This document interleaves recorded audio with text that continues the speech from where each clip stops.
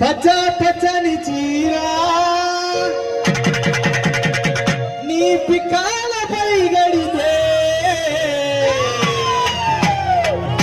నీ పిక్కల కాడా సోకు చూసి